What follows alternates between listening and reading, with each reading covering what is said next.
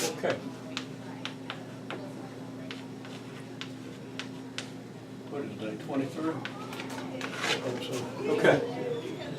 So going back to what we did in lab, if you have a coil with diameter D coil, wire length L, then you can figure out the number of loops very easily. Okay, you just divide the length by the circumference and you get the number of loops. That's all we've done here. Okay, then we know that the EMF that we get when we change the magnetic field is going to be the negative of the time derivative of the flux, the negative of the rate of change of the magnetic flux. Okay, and that negative because the flux is opposite to the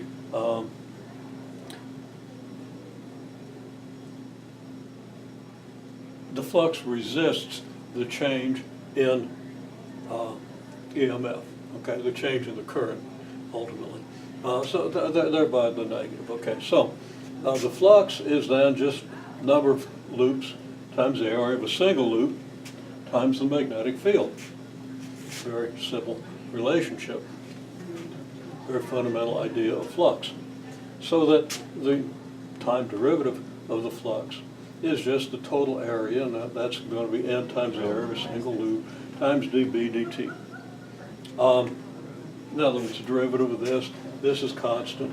This is the only thing that's varying with time. If it isn't varying with time, of course, we're not going to get any EMF from the inductance. Okay, if you've got an iron core, as we measure it using our devices as best we can, we get that the magnitude of the magnetic field is about 10 times as great as it would be if we didn't have the iron core there. So, I think we just kind of store that idea away. We'll use that. And obviously what that does is it enhances the inductance of an air loop, a coil, where you just have air in the middle. Okay, so we're going to not use this assumption right now, but it's obvious how that assumption would go through here. Okay, now, it then turns out, well, it doesn't turn out, your magnetic field is going to be some multiple of your current, because the magnetic field in the loop is directly proportional to the current in the loop. So that the EMF is some multiple of di dt. Okay, that's because, of course, dB dt is going to be a multiple of di dt, a constant multiple of di dt. And dB dt is what determines the EMF. So it follows that the EMF is some multiple of di dt, and that multiple is what we call inductance, L. It has units of henries, which is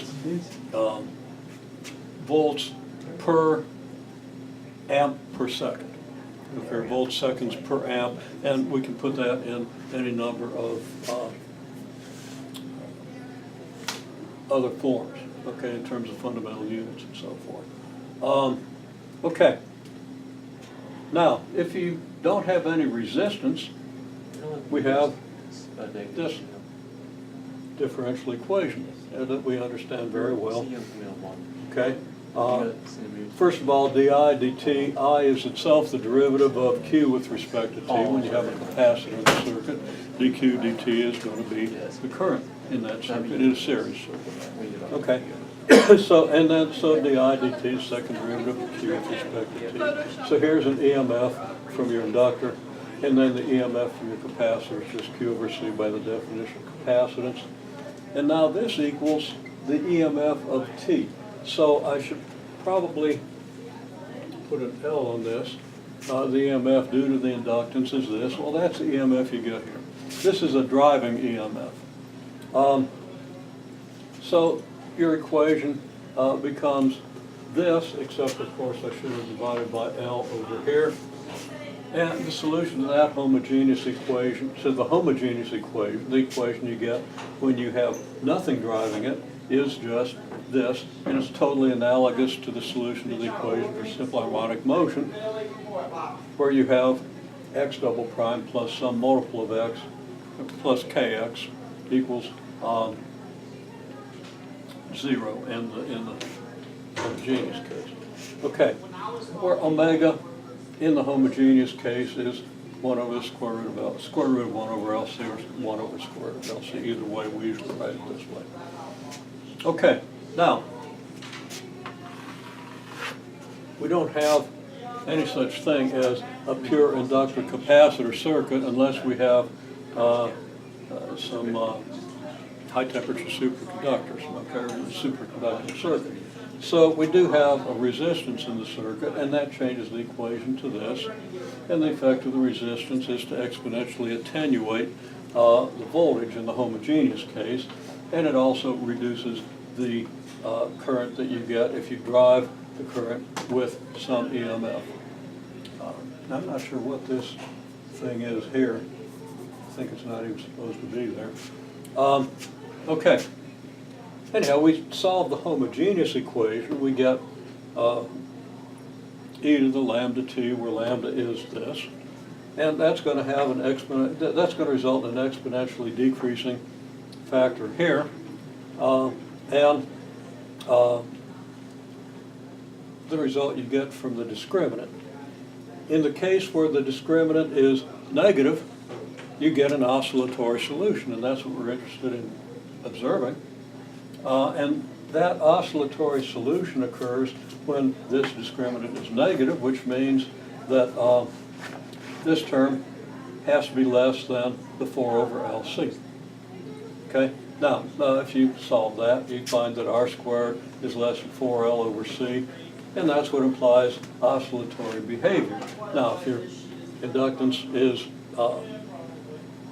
too low or your resistance too high, the exponential term kind of kills anything that you'd be wanting to observe, or at least makes it much harder to observe. You'd have very short transient, very difficult to observe. Okay, anyhow, that's your condition, and we translate that condition because what we're going to do is we're going to somehow maybe change the capacitance, okay? So the capacitor would have to be less than 4 times the inductance. The capacitance less than 4 times the inductance over the square of the resistance. Now this creates complications when we're trying to observe the inductance of a bunch of wire wrapped around a big hunk of iron.